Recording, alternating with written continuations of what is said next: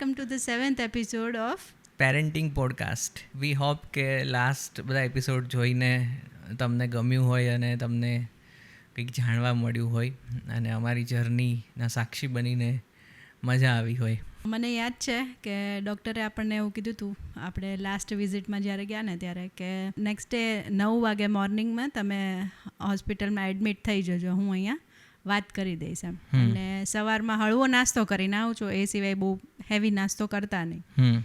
એટલે સવારમાં મને યાદ છે આઈ થિંક થોડો એવો શીરો મેં ખાધો હતો, શીરો અને ચા દૂધ, જે હું ડેઈલી ચા દૂધ જ પીવું છું. વૈદ્ય કીધું તું શીરો ખાવાનું. હા, શીરો ખાઈને જજો એમ. શીરામાં પર્ટિક્યુલર સાકરનો અને ગાયનું ઘી નાખેલો અને થોડી સૂંઠ નાખેલી, એવો શીરો ખાધો. અને હું બરાબર જ્યાં નાવા જતી હતી ને ત્યાં મને કંઈક ડિસ્ચાર્જ જેવું ચીકણું કંઈક એવું નીકળ્યું. એટલે દીપુ દીદીને મેસેજ કર્યો કે મને આવું થયું છે એમ. તો એમણે મને એવું કીધું કે એકવાર તારા ગાયનેક સાથે વાત કરી લે, જો એ કહે તો તમારે સ્પીડમાં, હવે જે આપણે 9 વાગે પહોંચવાના હતા એની જગ્યાએ તરત જ મે બી તમારે પહોંચવું પડે. મેં ડૉક્ટરને મેસેજ કર્યો કે આવું થયું છે એમ. એટલે એ જે ચીકણું જે નીકળતું હોય છે એને મે બી મ્યુકસ પ્લગ એવું કહેતા હોય છે એમ. એટલે એના પછી ડિલિવરીની પ્રોસેસ ફાસ્ટ થઈ જાય છે. પણ ડૉક્ટરે કીધું કંઈ ચિંતાની જરૂર નથી, નોર્મલ છે, એટલે તમે નિરાતે 9 વાગે જ પહોંચજો. એટલે આપણે બધી ક્રિયાઓ પતાવીને 9 વાગે હોસ્પિટલ જવા નીકળ્યા. એ પહેલાં આપણને થયું કે ચલો સારા કામ માટે જઈએ છીએ તો ભગવાનના દર્શન કરીને જઈએ. તો અહીંયા નજીકમાં મંદિર છે. ઘરેથી તો ઓબ્વિયસલી તું ઘર મંદિરમાં બી પ્રાર્થના કરીને નીકળી હતી અને પછી આપણે મંદિર ગયા, ત્યાં બી આપણે પ્રાર્થના કરી અને આપણે ટીવા ઉપર બંને નીકળ્યા હતા, કોઈને ખબર ના પડે એ રીતે શાંતિથી. અને રસ્તામાં આઈ થિંક તું મોબાઈલમાં સેલ્ફી વિડીયો ઉતારતી હતી. પછી અમે હોસ્પિટલ પહોંચ્યા. હોસ્પિટલ જઈને અમે કીધું કે આ રીતે અમારે એડમિટ થવાનું છે. તો કે ઓકે, રૂમની વ્યવસ્થા થાય છે, થોડી વાર બેઠો હોય એમ. પછી આપણે થોડી વાર બેઠા અને રૂમ આપણો રેડી થઈ ગયો એટલે આપણને રૂમમાં લઈ ગયા. અને થોડી વાર થઈ, લગભગ અડધી કલાક જેવું થયું હશે, એટલે સિસ્ટર આવ્યા અને ચેકઅપ કર્યું. એમણે એ જ કીધું કે 2 સેમી જે ડાયાલેટ હતું એટલું જ છે, ઓકે આપણે આગળની પ્રોસેસ હમણાં કરશું. એ પછી હોસ્પિટલાઇઝેશનની જે પ્રોસેસ હોય એ બધી પ્રોસેસ શરૂ થઈ. ત્યાં સુધી કોઈ દુખાવો હજી સુધી કોઈ જ પ્રકારનો દુખાવો નહોતો. પછી હોસ્પિટલાઇઝેશનની પ્રોસેસ લગભગ હું માનું છું ત્યાં સુધી 10:30-11 સુધીમાં પૂરી થઈ ગઈ હતી. પછી આપણે રાહ જોતા હતા કે હવે નેક્સ્ટ પ્રોસેસ શું હશે એમ. અને એ દરમિયાનની જે એક્સાઇટમેન્ટ કે યસ આજે આપણે આપણા બેબીને હાથમાં લેશું, એ તો ફૂલ હતી એમ. એ એક્સાઇટમેન્ટમાં એ ભૂલાઈ ગયું હતું કે જે હવે દર્દ આવવાનું છે એ દર્દને બેર કરવાનું, સહન કરવાનું છે, જે આવ્યું જ નહોતું હજી સુધી આવ્યું જ નહોતું. અને મને યાદ છે ડૉક્ટર આવ્યા ને 2-3 વખત ડૉક્ટર આવ્યા તો બી એમણે કીધું કે હજી સુધી તમને પેઇન નથી થતું. આ તો બહુ સ્ટ્રેન્જ વસ્તુ કહેવાય એમ, કે તમારું આટલું ડાયલેશન 2 સેમી થઈ ગયું છે ને તમને હજુ પેઇન.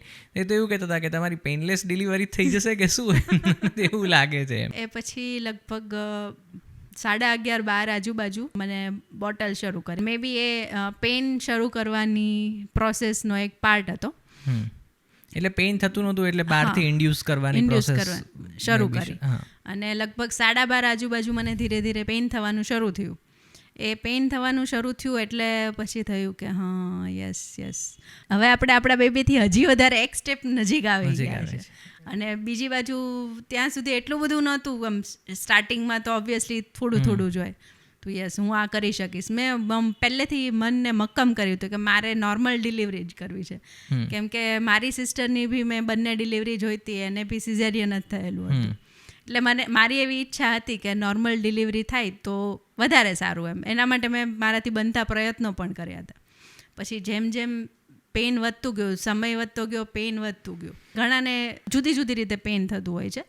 ઘણાને પીઠમાં કોઈકને થતું હોય, કોઈકને સાઈડમાં થતું હોય, કોઈને કમરમાં પેઇન આવતું હોય. બધાને જુદી રીતનું હોય છે. તો એમાં મને કમર ખૂબ જ દુખતી હતી. એટલી કમર દુખતી હતી કે ના પૂછો વાત. એ જે પેઇન હતું ને, પેઇનમાં વાંધો નહોતો હતો, પણ જે કમર દુખતી હતી ને એ સહન નહોતી થતી. અને હું તો બેડમાં ઠેકડા મારવાના મેં શરૂ કર્યા. અને મીનવાઇલ ડૉક્ટર આવ્યા, હીરવાબેન આવું નહીં ચાલે, તમારે સહન કરવું પડશે. આ તો કઈ જ નથી હજી, આ તો સ્ટાર્ટિંગ છે. સ્ટાર્ટિંગમાં જેવું કીધું ને હજી વધશે એમ. એટલે થોડુંક થયું કે હજી આનાથી વધવાનું છે તો આઈ ડોન્ટ થિંક સો કે હું સહન કરી શકીશ. તોય હજી 4 વાગ્યા સુધી તો આપણે રાહ જોઈ. મીનવાઇલ જે રૂટીન એ લોકોના ચેકઅપ કરવા આવતા હોય કે ડાયલેશન કેટલું થયું છે, એના સિસ્ટર આવીને કે એટલું ને એટલું જ છે. એ જે એટલું ને એટલું જ છે એવું કે ને એટલે આમ ખૂબ ગુસ્સો આવે કે વધતું કેમ નથી. અને મીનવાઇલ બાટલો ચડતો હતો એટલે હું ઊભી નહોતી થઈ શકતી. અને પછી તો એક પોઈન્ટ એવો આવ્યો કે અતિશય પેન વધી ગયું. પછી મારા મધર ત્યાં નહોતા સાથે, એટલે મને એવું થયું કે હું મારા મમ્મી સાથે વાત કરું એમ, એનાથી મે બી મને કંઈક શક્તિ મળે. નેહા એટલે તારી જે સિસ્ટર છે એમાં આપણે એના 2 છોકરા એમના ઘરે હોય અને નેહાને અહીંયા આવવાનું હતું, તો એ 2 છોકરાને કોણ સાચવે? એટલે પછી મમ્મી છે ત્યાં ગયા હતા, તારે દોડવું પડે તો હું એમને ત્યાં સાચવીશ. એટલે મેં એમને ફોન કર્યો, પણ એમને પહેલેથી એવું હતું કે હું આનું કંઈ સાંભળીશ ને તો મને પેઇન ચાલુ થઈ જશે. એટલે પછી એની સાથે વાત કરી. એમને બી થોડું ઓબ્વિયસલી ટેન્શન તો થોડું થાય કે મારી નાની દીકરી છે, ફર્સ્ટ ટાઈમ થાય છે, તો ચલો શું છે એમ. તો એમણે એવું કીધું કે હું નેહાને આપું. નેહાએ કીધું કે હું આવું છું એમ. એટલે તરત જ પછી ત્યાં આવી ગઈ, તરત આવી. અને એણે આવીને આઈ થિંક તને કીધું કે તું થોડું ચાલ ને એવું કર તો તને પેઇનમાં એટલીસ્ટ થોડી રાહત મળશે. તો તું કે પણ આ બોટલ ચડે છે કેવી રીતે? તો કે હું બોટલ હાથમાં પકડી લઉં. તો એણે બોટલ હાથમાં પકડી હતી આઈ થિંક, અને તમે 2 થોડું વોકિંગ કર્યું હતું તો તને સારું લાગ્યું. મેં થોડું વોકિંગ કર્યું, એનાથી મને ખૂબ ફેર પડ્યો. પણ આઈ થિંક મને એવું લાગ્યું કે ક્યાંક સ્ટાફે આપણને બીજી કોઈક હજી સુવિધાઓ આપી હોત. કદાચ ઘણા એવું કહે છે કે પેલું બાઉન્સિંગ બોલ, એનાથી બી ફરક પડતો હોય છે, કે બીજા કોઈ સજેશન, તો મે બી કદાચ હજી હું થોડુંક સહન કરી શકી હોત. બટ વોટ એવર, મેં જ્યાં સુધી સહન કર્યું હું એમ કહું કે મારી પીક આવી ગઈ હતી. એનાથી વધારે હું સહન નહોતી કરી શકતી. અને સેકન્ડ વાત ઇમ્પોર્ટન્ટ એ હતી કે ડાયલેશનમાં કોઈ પ્રોગ્રેસ નહોતો. એ જો થોડું થોડી વારે એ આવીને તને થોડું એવું કીધું હોત ને કે હવે 3 થયું, 4 થયું, 5 થયું, તો તને એમ થાય કે વધીને કે મારે 100 સુધી નથી જવાનું, મારે 7 થી 8 સુધી મેક્સિમમ જવાનું છે. તો હવે મને પેઇનમાં એક પેલી રાહત દેખાય છે કે ચલો 4 થઈ ગયું ને હવે થોડું જ બાકી છે, 5 થયું હવે થોડું જ બાકી છે. એ પ્રોગ્રેસથી બી થોડી રાહત મળત, પણ એ બી ના થયું. તે મને કીધું તું આઈ થિંક કે તું મને થોડો પાછળ મસાજ કરી દે. એ મસાજથી આમ ફરક પડતો હતો, પણ જ્યારે એ જે પેન જે 2-5 સેકન્ડનું હોય ને એ શરૂ થાય ને એટલે કે નહીં બસ હવે નથી કરવું, એ 2-5 સેકન્ડ એવું થઈ જાય. પછી જ્યારે બંધ થાય ને એટલે શાંતિ છે. એટલે અને કોન્ટ્રાક્શનનો ટાઈમ જેમ ઘટતો ગયો ને એમ સ્ટાર્ટિંગમાં તો હું, પછી નેહા, પછી મમ્મી બધા તને સ્ટાર્ટિંગમાં મોટિવેટ કરતા હતા, હીરવા હવે થઈ જશે, તું ટેન્શન લેવા, તારે જ નોર્મલ કરવી હતી, આપણે નોર્મલથી થઈ જ જશે એમ. એટલે તું બહુ સ્ટ્રોંગ છે, તું ધારે છે એના કરતાં સ્ટ્રોંગ છે એમ. અમે બધા બહુ મોટિવેટ કરતા હતા. પણ તારું પેઇન જે છેલ્લી મોમેન્ટ્સ પર જે એક્સ્ટ્રીમ વધ્યું ને એ જોઈને અમને પણ એવું થયું કે ના, હવે તું જો સહન નહીં કરી શકે તો આપણે ડૉક્ટરને વાત કરીએ એમ. એટલે પછી તે એક મોમેન્ટે કીધું કે જય પ્લીઝ હવે મારાથી સહન નહીં થાય, તું પૂછી જો એમ કે પેલું C-સેક્શન કરવું હોય તો શું પ્રોસેસ છે. એટલે એ વખતે આપણે સૌથી પહેલાં દીપુ દીદીને ફોન કરીને પૂછ્યું હતું કે આમ. તો કે હા વાંધો નહીં, તમારે કેટલો સમય થયો એમ? આટલી કલાક થઈ. તો કે જો પછી છેલ્લે એ જ કરવાનું હોય ને તો એ કરતાં બેટર છે કે તમે પહેલાં એ ડિસિઝન લઈ લો એમ. પ્લસ ડૉક્ટર આવ્યા અને સિસ્ટર આવ્યા, એમણે બી એવું કીધું હતું કે અમને કોઈ પ્રશ્ન નથી, અમે રાહ જોવા માટે તૈયાર છીએ એમ. તમારે જો સહન થતું હોય તો રાહ જોઈએ, આપણે આજે કરવું એવું જરૂરી નથી, આપણે કાલે કરશું એમ, તમને જો પેઇન સહન થતું હોય તો. પણ મેઇન પ્રશ્ન ક્યાં હતો કે ડાયલેશનમાં પ્રોગ્રેસ નહોતો. ડાયલેશનમાં પ્રોગ્રેસ હોત ને તો રાહ જોવામાં કોઈ પ્રોબ્લેમ નહોતો. અને બીજી બાજુ શું થાય કે ડાયલેશનમાં પ્રોગ્રેસ નહોતો ને એટલે એક બાજુ તમને બેબીના હેલ્થની બી ચિંતા થાય કે અંદર ખાલી તું સફર કરે છે એવું નથી, બેબી બી સફર થાય અંદર. મને જેટલું પેઇન થતું હોય છે એટલું સામે બેબીને પણ થતું હોય છે. એટલે એના કરતાં બેટર છે કે બેબી અને તારા બંનેના સારા માટે થઈને કોઈ આપણે ડિસિઝન લઈએ. અને પછી બધાએ ભેગા મળીને એવું ડિસિઝન લીધું કે આપણે C-સેક્શન માટે જઈએ, અમને કોઈ પ્રોબ્લેમ નથી. તો પેલા ડૉક્ટરે એ વખતે એવું કીધું, પેલા સિસ્ટરે, કે આજે તો 3:30 એક મુહૂર્તની સર્જરી છે, એટલે આના પછી તમારું થશે એમ. એટલે તારે થોડું વધારે સહન કરવાનું હતું. એટલે 3:30 કોઈનું મુહૂર્ત જોઈને કોઈ આવ્યા હતા, એમની પેલા ડિલિવરી થઈ. એ સર્જરી ચાલુ હતી ને દરમિયાન મને યાદ છે તું રાડો નાખીને કહેતી હતી, જય પ્લીઝ તું બહાર જા અને બોલાવો, કેટલી વાર છે. એ લોકો ન આવતા હોય તો ઓપરેશન થિયેટર સુધી ચાલતા પહોંચી જઈએ. ત્યાં બધા સિસ્ટરને બધા ના મેડમ એવું ના કરતા, અમે તમને લઈ જઈએ છીએ, પણ તમારું ઓટી તો તૈયાર થવા દે. એટલે તારો બેડ આખો બહાર લઈ જવાનો અને પછી બે જણા આવે, એ લોકો સિસ્ટર આવે, બે પેલું રૂમનો ડોર છે આખો ખોલીને બેડ બહાર કાઢવાનો, બેડને લિફ્ટમાં લઈને ઓટી સુધી લઈ જવાનો, એ બધી પ્રોસેસ હતી ને. એટલે તે મને એવું કીધું કે જઈ એ લોકોને કે ના આવતા હોય તો હું ચાલતી તારો હાથ પકડીને હું પહોંચી જઈશ ઓપરેશન થિયેટર સુધી, મારે કોઈની જરૂર નથી.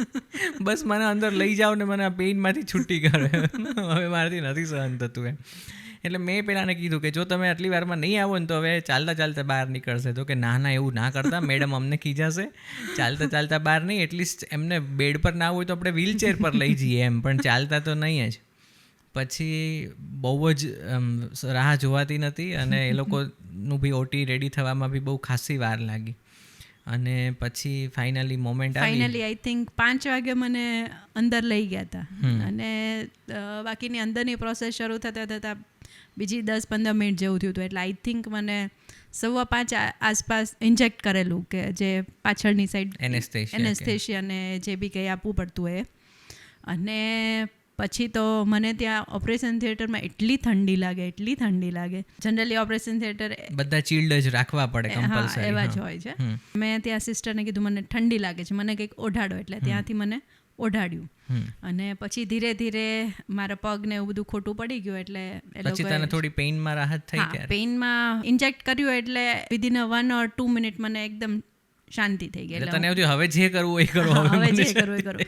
પણ મારો એક માઇન્ડસેટ પહેલેથી એવો હતો કે મારે નોર્મલ ડિલિવરી કરવી છે, એટલે આ બધા માટે હું ઓલરેડી પ્રિપેર નહોતી.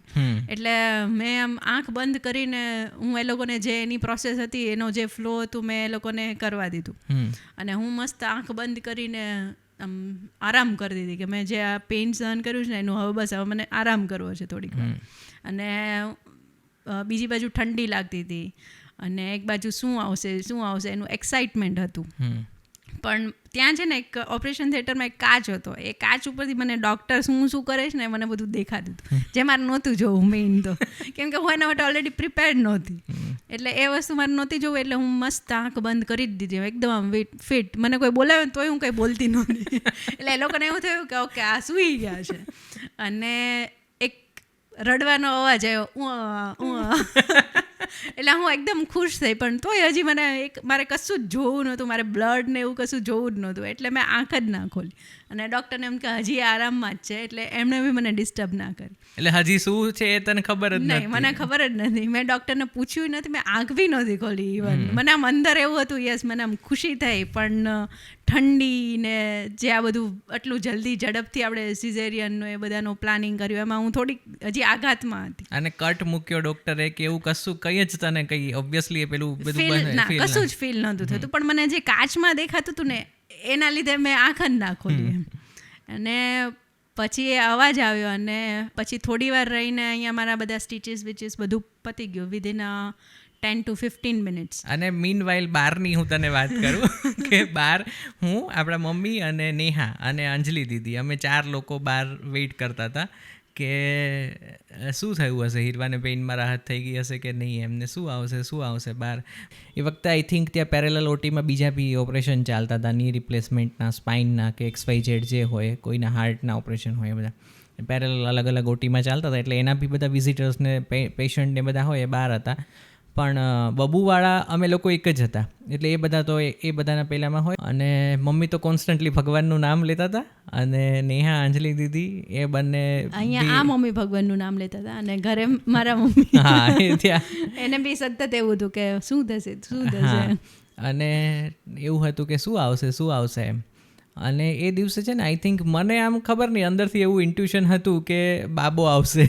એટલે એ દિવસ બી હું બ્લુ ટી-શર્ટ પહેરીને આઈ થિંક ત્યાં આવ્યો હતો. અને એ વખતે છે ને હું એવું વિચારતો હતો કે હા મેં ટી-શર્ટ તો પહેર્યું છે, પણ બાબો આવશે કે બેબી આવશે એમ. એટલે આપણને તો બે માટે ઓબ્વિયસલી બે માટે તૈયાર હતા, પણ એક ઇન્ટ્યુશન પર કોન્ફિડન્સ હતો કે ના કદાચ આવશે એમ. પછી એમને કે યાર ખોટું પડશે ને તો લોચા થશે. પણ બાર બધા તું સાથે મારી બેગમાં તે બ્લુની સાથે પિંક ટી-શર્ટ બી નાખી? ના એક જ ટી-શર્ટ હતું. અને એનું એક સિક્રેટ બી હતું કે આપણે અગાઉથી એનું નામ પાડી દીધું હતું. એ આપણે પછી બર્થ થઈ જશે ને પછી હું રિવીલ કરીશ. પણ એ વખતે બધા અમે લોકો દેખાય એમ રીતે નામ લેતા હતા. અમે લોકો અમે એવું દેખાડતા હતા કે ના અમે તો એમનામ રિલેક્સ છીએ, પણ બધા અંદરથી ભગવાનનું નામ લેતા હતા અને પ્રાર્થના કરતા હતા કે તારી અને બેબીની બેયની હેલ્થ સારી રહે અને બે હસતા હસતા બહાર આવે. અંદરથી છે ને કોઈ પેશન્ટનું ઓપરેશન થઈ જાય ને એટલે ડૉક્ટર બોલાવે એના સગાવાલાને. ની રિપ્લેસમેન્ટવાળા હોય તો એને નીના બોક્સીસ આપવાના હોય, કોઈને બીજું કંઈ સમજાવવાનું હોય. એટલે જેવા કોઈ સિસ્ટર ઓપરેશન થિયેટરમાંથી બહાર આવે ને એટલે અમને એમ થાય કે આપણા માટે આવ્યા હશે, આપણા માટે આવ્યા હશે. એટલે બધા આમ શાંતિ, કોનું નામ લે છે, અને પછી કે અરે યાર આપણું નામ નથી. પાછું કોઈ બહાર આવે, કોનું નામ, નહીં આપણું નથી. એવું 2-3 વાર થયું. પછી એમ થાય યાર કેમ બહુ વાર લાગી, યાર બહુ વાર લાગી. એમ તારામાં આઈ થિંક ખરેખર બહુ વધારે વાર લાગી હતી. મિસમેનેજમેન્ટ કંઈક થયું હતું અંદર, એટલે એના લીધે ડિલે થયું હતું. પણ બહાર તો અમને કંઈ ખબર ના હોય, તને અંદર લઈ ગયા અને પછી સમાચાર મળ્યા અને બહુ વાર લાગી.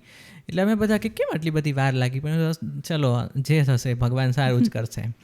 અને પછી સડનલી છે ને એક સિસ્ટર આવ્યા કે હીરવાબેનના સગા. એટલે પછી અંદર એક જ વ્યક્તિને ઇલાવ હતા, પણ હું, અંજલિ, નેહા ત્રણેય અંદર ઘૂસી જ ગયા. પહેલાં બાર વોચમેન કે એક જ જે બોલે પહેલાં તો અમે ત્રણેય અંદર ઘૂસી ગયા.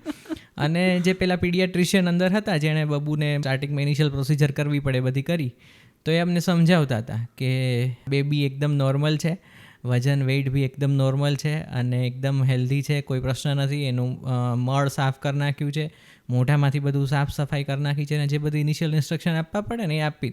પણ જે સૌથી નેસેસરી વાત હતી ને કીધી જ નહીં. હા કે બાબો છે કે બેબી? તો કે બાબો છે. અને પછી ત્રણેયના મોઢા પર જે ખુશી હતી. પછી કે ક્યાં છે? તો કે હમણાં તમે બહાર બેસો, હું તમને બોલાવું, એમ પછી તમને આપીશ, અત્યારે એનું ચાલે છે. અને બહાર નીકળીને જે બધા ખુશ થયા છે, પહેલાં મમ્મીને કીધું તો મમ્મી કે હા મને ખબર જ હતી. એ બી ખુશ થઈ ગયા ને પછી એની પ્રાર્થના કરતા હતા, એનો આભાર માની લીધો ભગવાનનો એમ. અને પછી તારી વાત, હવે અંદર શું થયું? અંદર બાળકને પીડિયાટ્રિશિયનને સોંપી દીધું, એ બધું થયું. પછી મેં મારી આંખ ખોલી એટલે ડૉક્ટરે મને કીધું કે હીરવાબેન કોંગ્રેચ્યુલેશન્સ, બાબો આવ્યો છે. એટલે હું અંદર એકદમ ખુશ થઈ ગઈ. અને પછી મને કહે કે તમારું ઇનિશિયલ અહીંયાનું બધું ટીચીસ નાન તેન ઓલમોસ્ટ પૂરું થઈ ગયું છે, હવે ડ્રેસિંગ વેસિંગ કરી તમને થોડી વારમાં બહાર લઈ જશે. અને હું રાહ જોઉં. એ દિવસે આઈ થિંક બહુ જ બધા ઓપરેશન હતા, સવારથી સાંજ સુધી ઓપરેશન થિયેટર ખાલી જ, એક પછી એક એ લોકોને શરૂ થયું. એટલે ત્યાંનો સ્ટાફ બી બહુ જ થાકી ગયો હતો. એટલે સ્ટાફ બી એનું જે રેગ્યુલર એ લોકોને જો બધું કંઈક શીટ ભરવી પડે અને એવું બધું જે એ લોકોનું રેગ્યુલર વર્ક હોય એમાં સાથે પડી ગયા હતા. અને મીનવાઇલ મારો બેડ આવે એની એ લોકો વેઇટ કરતા હતા. તો એમાં થોડીક વાર લાગી. એટલે આઈ થિંક મને યાદ છે ત્યાં સુધી મને બહાર આવતા આઈ થિંક 6:30 જેવું થઈ ગયું હતું. અને એ પહેલાં અમને એ લોકોએ બોલાવ્યો બીજી વખત અને કીધું કે આ તમારું બેબી. અને સૌથી પહેલાં મેં મારા હાથમાં એ બબુ પકડ્યું અને એને જોયું. ઓહ, આમ જાણે પેલું શું કહેવાય, એકદમ રૂ જેવું હોય ને, એકદમ એનું ફેસ ને બધું અસલ એવું લાગે. અને એટલો આપણા ઘરમાં સૌથી પહેલું બેબી તે જોયું. હા, અને એકદમ બ્રાઇટ ફેસ ને એકદમ આમ લિટરલી તમને લાગે કે ઓ આજે ગણેશ ચતુર્થીના દિવસે ગણેશજી આવ્યા છે ને એવું તમને લાગે. અને પછી મેં તરત મમ્મીના હાથમાં આપ્યો, પછી મમ્મીએ લીધો, પછી નેહા અને અંજલિ દીદીએ અને એ લોકોએ લીધો. અને પછી એ લોકો કહેતા હતા કે હવે ચલો આ બેબીને લઈને આપણે રૂમમાં જઈએ એમ આપણા. એટલે મેં કીધું કે તમે લોકો જાઓ, હું હીરવાની વેઇટ કરું છું એમ, કારણ કે એ બહાર આવશે ને પછી હું આવું. એટલે મમ્મી ને નેહા એ બબુને લઈને આપણા રૂમમાં ગયા અને હું ને અંજલિ દીદી બહાર તારી વેઇટ કરતા હતા કે તું ક્યારે આવે એમ. અને અમે પેલાને કહેતા હતા કે જલ્દી બેડ તો લઈને આવો તો અંદરથી બહાર નીકળશે ને. એટલે એણે કીધું કે સર ઓલરેડી જેના ઓટી છે ને બધા ક્યુમાં છે, એટલે એક બેડ આવીને અંદરથી પેશન્ટને બહાર જેનો વારો આવશે ને એમ બધા લાવતા જશે. અમને એવું જ હતું કે તું એકદમ બરાબર તો આવીશ ને, એમ તને કંઈ પ્રોબ્લેમ નહીં હોય ને. તને ખાલી એક જ આઈ થિંક પ્રોબ્લેમ હતો કે પગમાં ને બધામાં બહુ ઠંડી અતિશય ઠંડી લાગતી હતી. એટલે હું બી અંદર વારે ઘડીએ, કેમ કે હું મારો પગને એવું કશું હલન ચલન જ નથી કરી શકતી. અને બોડી તો મારું પહેલેથી હેવી છે, એટલે સિસ્ટર લોકોને બી ઓટીના બેડમાંથી આ બેડ ઉપર શિફ્ટ કરતા એ લોકોને બી થોડીક વાર લાગી. પછી મને બહાર લાવ્યા એટલે હું બહાર આમ તેમ જોઉં છું કે કોણ છે. તો સૌથી પહેલો ફેસ મને તારો અને અંજલિ દીદીનો દેખાયો. પછી મેં તને પૂછ્યું કે ઓલરાઈટ એમ થઈ ગયું. હા, એકદમ ખુશ હતી અને ઠંડી લાગતી હતી, પણ હા બહુ આવી ગયું એટલે ખુશ છું એમ. પછી મેં તને પૂછ્યું કે તે જોયું બેબીનો ફેસ? તો કે ના મેં હજી નથી જોયું. મેં કીધું લે બોલતે જ નથી જોયું હજી સુધી એમ. તું કે મેં અંદર આવું બધું હતું ને એટલે મેં આંખો જ નથી ખોલી. મીનવાઇલ તને બહાર લાવતા હતા ને પેલા નેહાનો મને ફોન આવ્યો કે જય કેટલી વાર છે હીરવાને? મેં તો કેમ શું થયું? તો કે આ જે રીતે અંગૂઠો મોઢામાં નાખીને ચૂસે છે ને એના પરથી એવું લાગે છે કે એને બહુ સખત ભૂખ લાગી છે. તો તું એને પૂછી જો કે ક્યારે આવશે. અને પછી 2-3 વખત ફોન આવ્યા ને પછી એણે કીધું કે આપણે બહારનું કંઈ દૂધ કે એવું કંઈ લઈને આપવું છે, ડૉક્ટરને પૂછી જોઈએ એમ. એટલે આપણે પહેલેથી ક્લિયર હતું કે 6 મહિના સુધી તો બેબીને પાણીનું ટીપું પણ નહીં, એમ મધરના મિલ્ક સિવાય બીજું કોઈ પણ વસ્તુ. અને આઈડિયલી એવું જ હોવું જોઈએ કે અતિશય જરૂર પડે કે જ્યારે મધરને કંઈ છૂટકો જ નથી ત્યારે તમે જે ડૉક્ટર સજેસ્ટ કરે એ તમે પાવડર કે ફોર્મ્યુલા મિલ્ક તમે આપી શકો. બાકી બને ત્યાં સુધી ફ્રેશ મધરના મિલ્ક સિવાય કોઈ પણ વસ્તુ આપવી જોઈએ નહીં. 6 મહિના સુધી તો પાણીનું ટીપું પણ ન જ આપવું જોઈએ. એટલે એ વખતે આપણે આઈ થિંક એના માટે, અને પછી ડૉક્ટરને પૂછ્યું તો ડૉક્ટરે એવું કીધું કે હજુ પણ હીરવાબેન રૂમમાં આવે ને પછી અડધો કલાક સુધી એને નહીં આપતા મિલ્ક, કારણ કે એને અડધો કલાક સુધી ના અપાય, એનેસ્થેશિયાની ને એ બધી અસર હોય, દવાની ને બધી અસર હોય, એટલે હમણાં અડધો કલાક પછી એને આપજો એમ.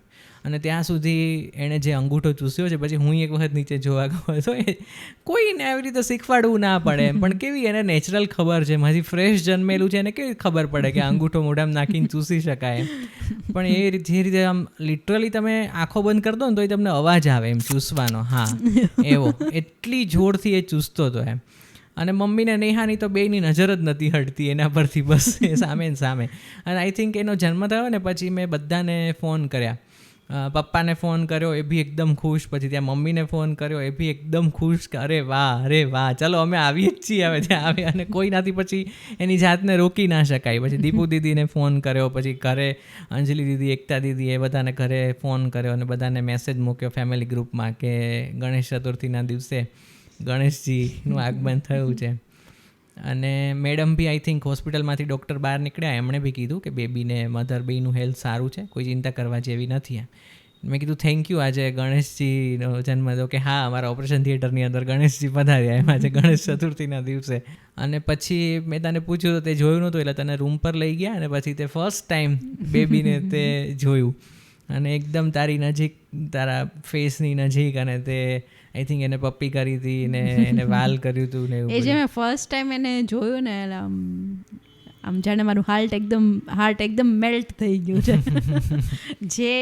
જે મોમેન્ટ માટે આપણે વર્ષોથી વિચારતા એઝ અ મધરને તો ઘણા ટાઈમથી એ ઈચ્છા હોય જ કે હું, એક સ્ત્રીને ઘણા વખતથી ઈચ્છા હોય જ કે હું મારા બાળકને મારા હાથમાં લઉં, મારી બાજુમાં હોય, મારું પોતાનું ક્રિએશન.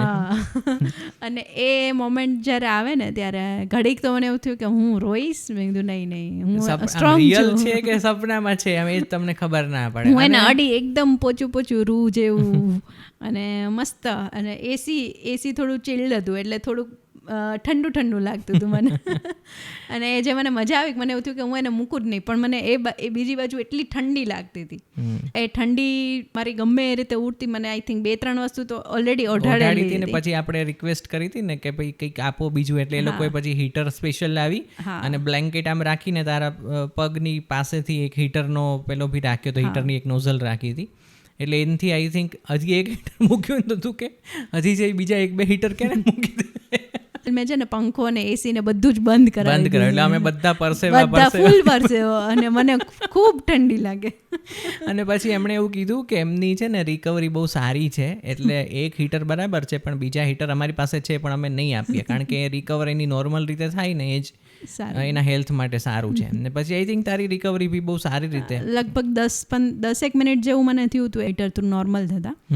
પણ વાત એ હતી કે જેના સાથે તું જ્યારથી તને આમ બેબીની મૂવમેન્ટ અંદર ફીલ થઈ અને પછી તું એની સાથે વાતો કરતી હતી બેબી સાથે, અને એ દિવસથી તને ઈચ્છા હતી કે આ શું હશે, અંદર બાબુ હશે કે બેબી હશે, અને હું ક્યારે એને બહાર નીકળીને જોઈશ અને ક્યારે મારી સામે હશે. આમ એ મોમેન્ટ ફાઇનલી આવી ગઈ.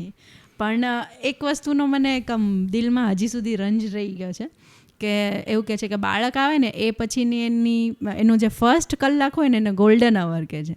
એ ગોલ્ડન અવરમાં જો મધર એને દૂધ પીવડાવે ને તો એ સૌથી બેસ્ટ બાળકના હેલ્થ માટે છે.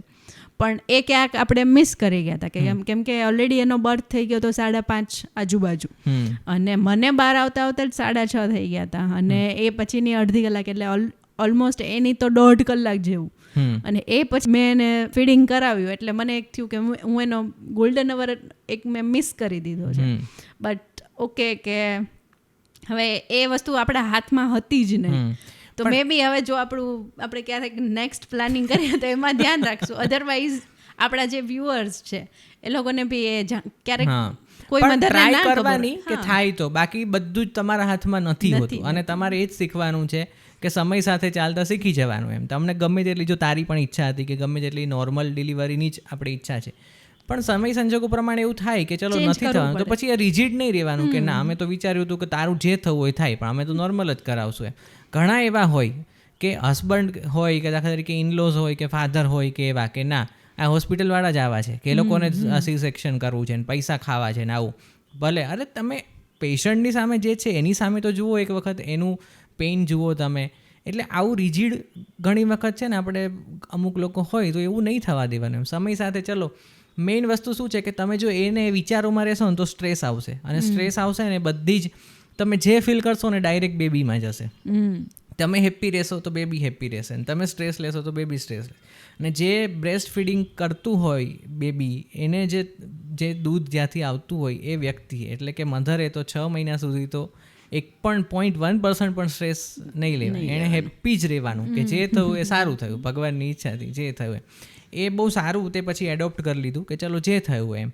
અને પછી બેબી આવ્યું અને પછી આપણને બધાને એ વખતે વાત યાદ આવી કે આઈ થિંક તારું પ્રેગ્નન્સીનો 4th-5th મંથ કે એવું કંઈક હતું, ત્યારે મારી ઓફિસમાં કંઈક કોન્ફરન્સ ચાલતી હતી. અમારે એક સ્વામી જોડે ઝૂમ કોન્ફરન્સ ઉપર બધી વાત ચાલતી હતી ને, એમાં મારી સાથે એક નરેન્દ્રભાઈ કરીને છે ને, એમના દીકરાનું નામ દિવ્યમ છે. એટલે એ ઓફિસેથી વહેલા જતા રહે કે એવું કરતા હતા. એટલે સ્વામી કહેતા હતા કે ભાઈ નરેન્દ્ર કેમ બરાબર કામમાં ધ્યાન નથી દેતો એમ. એટલે મેં તો સહી એને દિવ્યમના મમ્મી એ જ યાદ આવે છે એમ, બસ અહીંયા ઓફિસમાં તો કામ કરવું જ નથી. એટલે નરેન્દ્રભાઈ એવું બોલ્યા કે જઈને સ્વામી દિવ્યમ આવવા દો, પછી જઈને ખબર પડશે એમ કે કેવું યાદ આવે છે કે નહીં એમ. ત્યારે એ સ્વામીમાં ખબર નહીં ભગવાન આવીને બોલ્યા કે શું થયું. એ સ્વામી કે જઈને દિવ્યમ નહીં, જઈને ભવ્યમ આવશે એમ.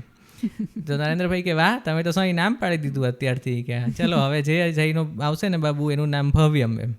એટલે બાબુ બેબી આપણને કઈ ખબર નથી એમ. અને પછી કે જો બેબી આવશે ને તો પછી એનું નામ ભવ્યા કે એવું કંઈક પાડશું, પણ એક નામ તો આ ફિક્સ છે એમ, તમે સાચું નામ જે પાડો એ આ એનું એક નામ ભવ્યમ એમ. અને પછી જ્યારે બાબો આવ્યો ને ત્યારે આપણને એવું થયું કે સ્વામીએ ત્યારે કીધું હતું આપણને, એનામાં લઈને ભગવાન બોલ્યા હતા અને એક ઇન્ડિકેશન હતું, અને ખરેખર બાબો જ આવે એમ. એટલે આઈ થિંક ત્યારથી 4th-5th મંથથી બી તું ગર્ભ સંવાદ કરતી હતી તો બી તું એવું જ કહેતી હતી કે ભવ્યામ જો અત્યારે હું આવું કરું છું, જો અત્યારે આમ થાય છે, જો તેમ થાય છે એમ. એની સાથે તે કોન્સ્ટન્ટલી ભવ્યમ કરીને જ વાત કરી હતી. અને પછી જ્યાં સુધી એનું નામકરણ વિધિ ના થઈ ત્યાં સુધી તો આપણે એનું નામ ભવ્યમ જ રાખ્યું હતું એમ. પછી હવે અડધી કલાક પૂરી થઈ અને ફર્સ્ટ ફીડિંગનો વારો આવ્યો.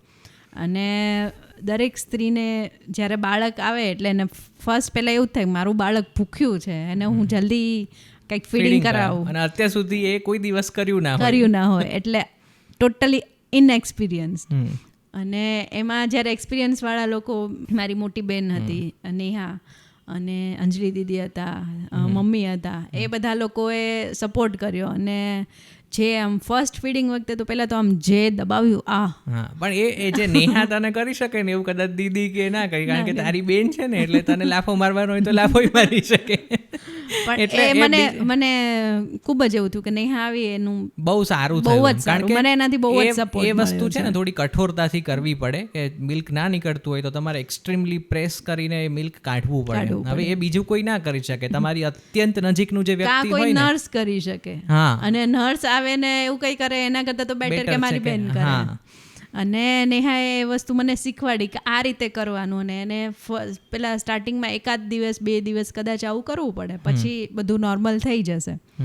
અને એ પછી મેં એને ફીડિંગ કરાવ્યું. એટલે એ સમયનો જે મને અનુભૂતિ થઈ ને, એનો જ્યારે ફેસ જોયો એ ફીડિંગ કરતું હતું તારું, ત્યારે તો જાણે હું આમ ક્લાઉડ 9 ઉપર હતી. કે વર્ષોની એક સ્ત્રીની ઈચ્છા હોય કે એનું બાળક આવે અને ફીડિંગ કરાવતી હોય. એ જોઈને અમને બધાને પણ આમ કંઈક રાહત થતી હતી એમ કે એ બેડ ઉપર મધર અને ચાઇલ્ડ એમ એ ફીડિંગ કરતો હોય ને તું એની સામે જોતી હોય, એ સીન ફોટો ફ્રેમ કરાવવા જેવો. ત્યારે તો બધી આમ નળી હોય ને બહુ હજી તો આમ ઊભા થવાની બી મને 24 કલાક સુધી ના પાડી હતી. પડખું ફરવાની બી ના પાડી હતી આઈ થિંક. પડખું ફરવાની બી આખી રાત તો ના જ પાડી હતી. એટલે એ પરિસ્થિતિમાં કરવું પણ તો બી બાળક માટે જરૂરી હતું. અને એ પરિસ્થિતિમાં એને ફર્સ્ટ ફીડિંગ મેં કરાવ્યું અને હાથમાં બધી નળીઓ હતી ને આમ બાબુને લેવાનું ને બધું. એક બાજુ કોઈક પકડી રાખે ત્યારે કેમ હું વળી તો નહોતી શકતી, એટલે નેહા કે બબુને પકડી રાખે ત્યારે હું એને ફીડિંગ કરાવી શકતી હતી.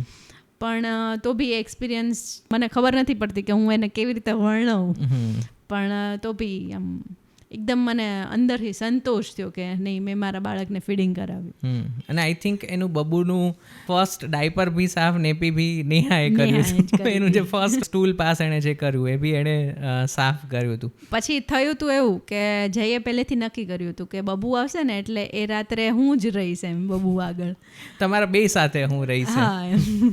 પણ એ વખતે ખબર નથી કે સી સેક્શન થશે અને આવા બધા ઇશ્યુઝ આવશે ને એ બધું એમ. અને એક બાજુ મારે જરૂર હતી નેહાની, અને મમ્મીને બી એવું હતું કે મેં આટલા વખત સુધી મેં આ મોમેન્ટની રાહ જોઈ છે, એટલે બબુ સાથે હીરવા સાથે હું બી રહું એમ. એટલે મમ્મીને બી રહેવું હતું, જઈને બી રહેવું હતું, અને નેહાની માને જરૂર હતી. અને એ ત્રણેયમાંથી કોઈ પણ 2 જણ રહી શકે એમ હતું. એમાં સેક્રિફાઈસ મને યાદ છે કે જયે કર્યું.